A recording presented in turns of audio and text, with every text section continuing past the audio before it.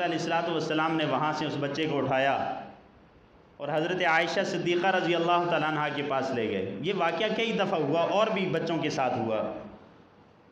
हज़रत आयशा हुज़ूर की क्या थी? बीवी। क्या थी? बीवी। हज़रत अबू बकर सिद्दीक़ की बेटी थी रज़ी अल्लाह तआला। फरमाया आयशा ये यतीम बच्चा है, इसको नहलाओ धुलाओ। और अपनी चादर के 2 टुकड़े किए। हुज़ूर अलैहिस्सलाम ने अपनी चादर के 2 टुकड़े किए। 2 जहां के सरदार रहमतुल लिल आलमीन ऐसे होते हैं। चादर के 2 टुकड़े किए। एक टुकड़े से उस बच्चे की शलवार बनाई, तहबंद बनाया, दूसरे से कमीज़ बनाई, बनाकर नहलाकर धुलाकर कजला डाल के सुरमा लगाकर तेल लगाकर हुज़ूर अलैहिस्सलातु वस्सलाम ने उस बच्चे के सर पर हाथ रखा, उस यतीम बच्चे के सर पर हाथ रखा और फरमाया जो शख्स किसी यतीम की कफ़ालत करेगा और मोहब्बत करेगा और उसके सर पर शफ़क़त का हाथ रखेगा, उसके हाथ के नीचे जितने बाल होंगे अल्लाह हर बाल के बदले में उसे नेकियां अता करेंगे। अब हुज़ूर ने उस बच्चे को उठाया, कहा बेटा आज तूने चल कर नहीं जाना मेरे साथ, आज मेरे कंधे तेरे लिए सवारी हैं। हुज़ूर अलैहिस्सलाम नीचे बैठे और उस यतीम बच्चे को अपने कंधों पर उठाया। देखें अपने कंधों पर, ये नहीं देखा कि किसका बच्चा है, ये कौन से नस्ल का है जी, किस ख़ानदान से ताल्लुक़ रखता है, किस कबीले से ताल्लुक़ रखता है, ये कहीं भी नहीं लिखा हुआ। बस बच्चा था, यतीम बच्चा था, उदास फिर रहा था, परेशान फिर रहा था, वालिदैन की याद सता रही थी। अल्लाह के नबी सल्लल्लाहु अलैहि वसल्लम बच्चों के लिए रहमत बनकर आए थे ना, हुजूर ने उठाया और मस्जिद के अंदर ले आए। अब बच्चा नीचे बैठने लगा। हुजूर ने फरमाया नहीं बेटा आज आप नीचे बैठकर मेरी बात नहीं सुनोगे, आज मिंबर पर बैठकर मेरी बात सुनोगे। वमा अरसलनाका इल्ला रहमतल लिल आलमीन। हुजूर रहमत हैं, बच्चों के लिए भी बड़ों के लिए भी रहमत हैं। आका सल्लल्लाहु अलैहि वसल्लम ख़वातीन के लिए रहमत हैं। हुजूर की आमद से पहले औरतों का कोई मकाम नहीं था माशरे में। बेटी के लिए रहमत हैं, माँ के लिए रहमत हैं, बाप के लिए रहमत हैं। कितनी मिसालें चाहिए। खामंद के लिए रहमत हैं। बीवी का कोई मकाम नहीं था, बेटी का कोई मकाम नहीं था माशरे में। आपने वो वाक़या बारहा सुना कि एक आदमी हुजूर अलैहिस्सलाम के पास तशरीफ़ लाया मुसलमान होने के बाद। कहने लगा या रसूलल्लाह मैं बहुत परेशान हूँ, मैं बहुत परेशान हूँ, अगर मसला बता दूँ आपको। फरमाया बताओ। कहने लगा कि मेरी एक बेटी थी ज़माने जाहिलियत में, जब मैं मुसलमान नहीं था, तो मैं जब बाज़ार जाता था तो अबू जहल मुझे कहता था तूने घर में बेटी रखी हुई है, तूने बेटी रखी, क्या तू ये चाहता है तेरे घर कोई तेरा दामाद आए। लोगों की बातें चेक कर लें ना, इस बात में कितनी सदाकत, कितनी कोई यानी आर दिलाना। जिस तरह आजकल भी बाज़ ख़ानदानों में ऐसे होता है बेटी पैदा हो तो वो परेशान होते हैं। अगर उनको आप मुबारक दें तो वो क्या कहते हैं, किस चीज़ की मुबारक कहते हैं कि नहीं कहते, किस चीज़ की मुबारक, बेटी पैदा हुई है। और अल्लाह के बंदे बेटी तो मुस्तकिल रहमत है। जिस घर में बेटी पैदा नहीं होती उस घर के अफराद अल्लाह से इस्तिग़फ़ार करें, अल्लाह उनसे नाराज़ है। बेशक बेटे पैदा हो रहे हैं, बेटी नहीं है। जिसके पास बेटी नहीं है अल्लाह उसे नाराज़ हैं। पैगम्बर अलैहिस्सलाम की बेटियां, बेटे भी थे लेकिन बेटियां ज़्यादा मशहूर हैं। बेटे बचपन में फौत हो गए थे। जिसके पास बेटी नहीं है वो तौबा इस्तिग़फ़ार आज करे, अल्लाह से माफ़ी मांगे, या अल्लाह कौन सी नाराज़गी है कि मुझे तूने बेटी नहीं अता की, मेरे घर में रहमत नहीं आई। तो वो कहता है, वो सहाबी कहते हैं या रसूलल्लाह अबू जहल मुझे रोज़ाना जब बाज़ार में मिलता कहता कि आपने घर में बेटी रखी है पाल के, आप क्या चाहते हैं घर के अंदर कोई आए, दामाद आपका बने। मैंने कहा क्या करूँगा, उसको ज़िंदा दफन कर दो। میں لے کر چلا گیا۔ بیٹی میرے ساتھ بہت پیار کرتی تھی، اور آپ جانتے ہیں بیٹوں سے زیادہ بیٹیاں پیار کرتی ہیں والدین سے، یہ قدرتی طور پہ اللہ نے،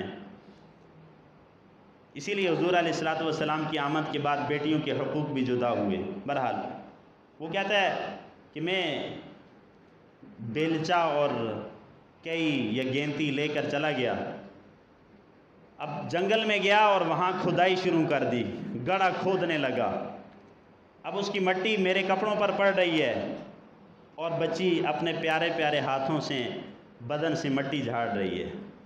مجھے پوچھتی ہے ابا جان کیا کر رہے ہو؟ میں نے اس کی کوئی بات نہیں سنی، کسی بات کا جواب۔ آخر مٹی کپڑوں پر پڑتی جا رہی ہے، وہ بچی اپنے ننھے منھے ہاتھوں سے گراتی ہے کہ ابو کے کپڑے خراب ہو رہے ہیں، اور ابو کیسا درندہ صفت ہے، کیا کرنے لگا ہے۔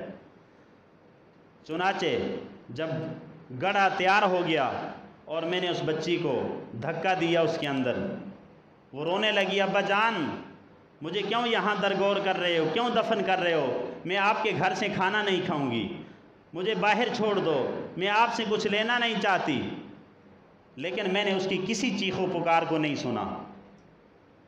حضور علیہ السلام سے کہنے لگا کہ میں نے اس کو دفن کیا، اور دفن کرنے کے بعد اوپر ٹنوں مٹی ڈال کر واپس آ رہا تھا، اس کی چیخیں میرے کانوں کے اندر ابھی بھی پڑ رہی ہیں۔ یا رسول اللہ صلی اللہ علیہ وسلم مجھے اس پر ترس نہیں آیا، مجھے ابو جہل کی بات بار بار یہ دل میں آ رہی تھی کہ ابو جہل کہے گا کہ ابھی تک تو نے بیٹی رکھی ہوئی ہے گھر کے اندر، میں اس کو دفن کر کے آ گیا ہوں۔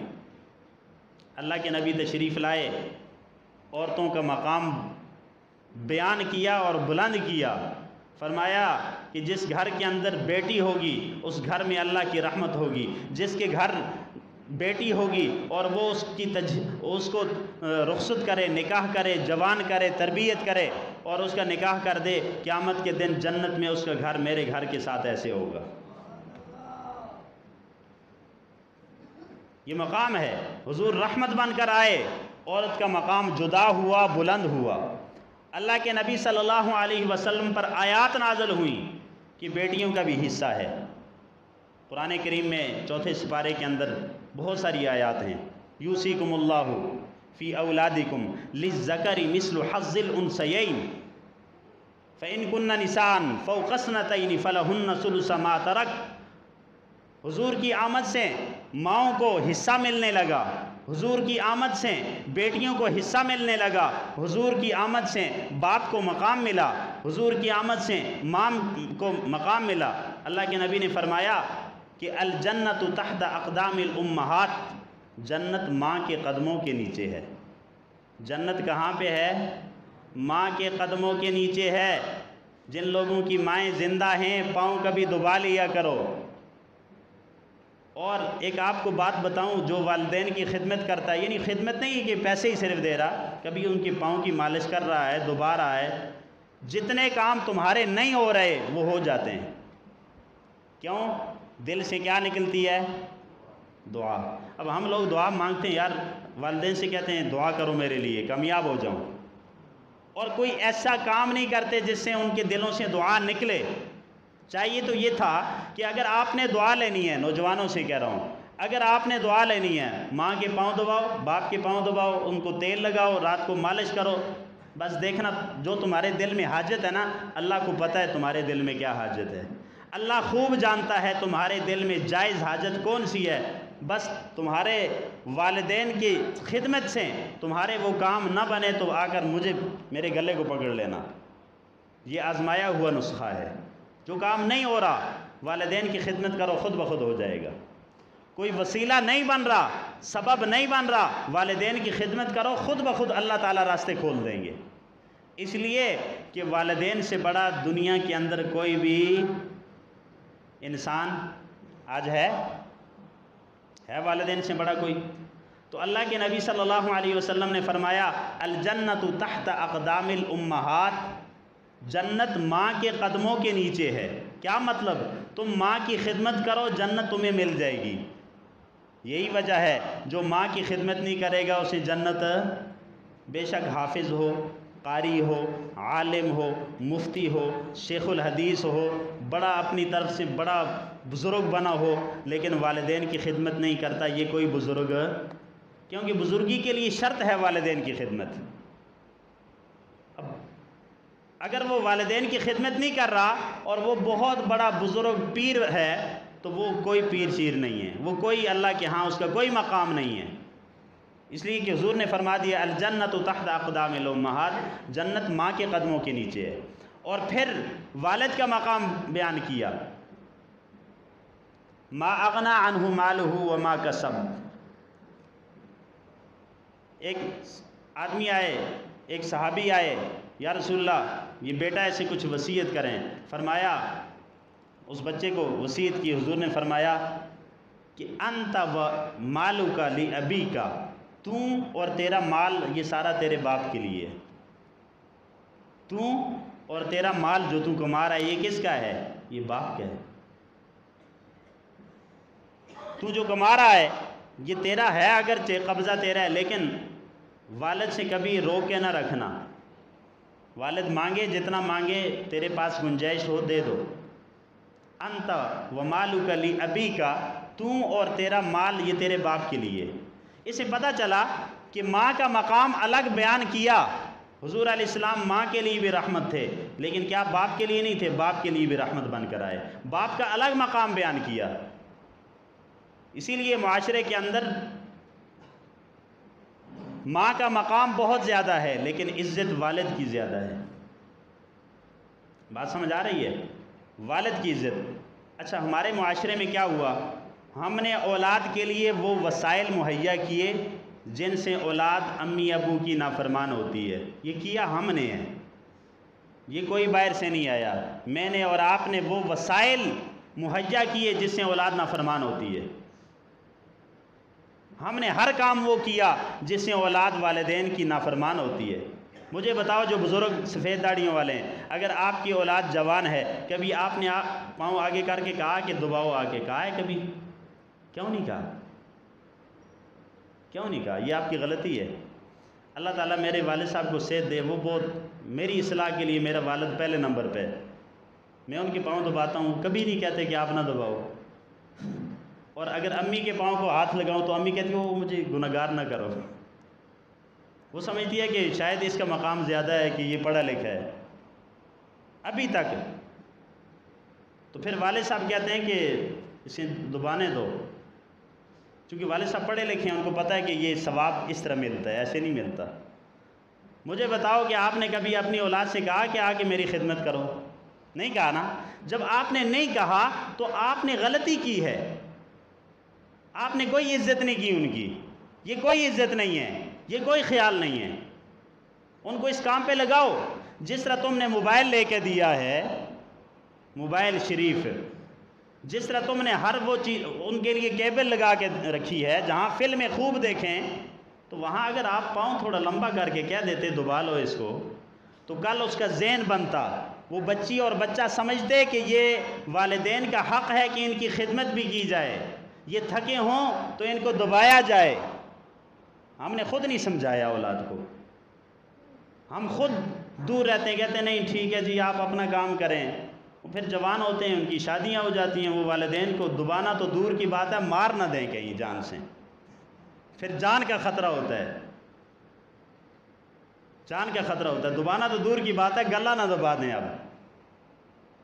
تو اس لیے آپ سے گزارش ہے کہ اپنی اولاد کو خادم بنائیں اپنا، یہ جائز ہے، کوئی گناہ نہیں ہوگا، اولاد کو ثواب ملے گا، اولاد کے دنیا کے کام بھی حل ہوں گے، آخرت کے کام بھی حل ہوں گے۔ ایک صحابی ہیں، ان کی روح نہیں نکل رہی تھی، روح قبض نہیں ہو رہی تھی، چنانچہ حضور علیہ السلام کے پاس صحابہ آئے کہ فلاں صحابی ہے، اب نام میں بھول جاؤں گا، حضرت زید نام تھا غالباً، اللہ کمی بیشی معاف فرمائے۔ تو حضور علیہ السلام تشریف لے گئے، فرمایا اس کی والدہ کہاں ہے؟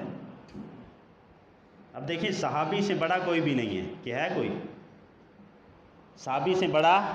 ایک ادنا سا صحابی ہو، دنیا کے کتب، ابدال، بزرگ سارے مل جائیں عبادت کریں، وہ ادنا سے صحابی کے ایک عمل کے برابر اب صحابی سے صرف والدہ ناراض تھی، حضور نے فرمایا اس کی والدہ کو بلاؤ، بلایا، کہا آپ کہیں اپنے بچے سے تو ناراض نہیں ہیں؟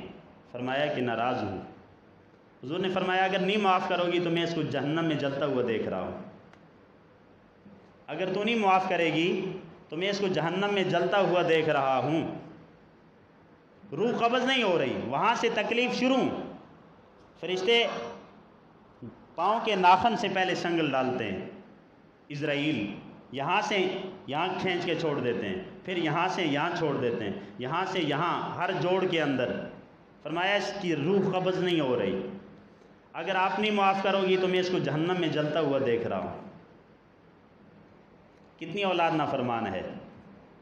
آج سب سے بڑا مسئلہ ہی میرے خیال سے یہی ہے کہ اولاد نافرمان ہے۔ اور والدین اپنے آپ کو تسلی پتہ کیا دیتے ہیں؟ کہتے ہیں جی قیامت کی نشانیوں میں سے ایک نشانی یہ ہے۔ موبائل کیوں دیا تھا؟ قیامت کی نشانیوں میں سے ایک نشانی یہ ہے کہ آپ نے خدمت کیوں نہیں کروائی؟ یہ بچپن سے ہی۔ تو بہرحال حضور علیہ الصلوۃ والسلام بچوں کے لیے رحمت بن کے آئے، والدہ کے لیے رحمت بن کے آئے، والد کے لیے رحمت بن کے آئے، ان کے حقوق بیان کیے، غریبوں کے لیے رحمت بن کے آئے، جانوروں کے لیے رحمت بن کر آئے۔ جانور، ایک جانور، ایک اونٹ حضور علیہ الصلوۃ والسلام کے پاس شکایت لے کر آیا، یا رسول اللہ یہ مالک جو ہے یہ چارہ نہیں ڈالتا اور کام زیادہ لیتا ہے۔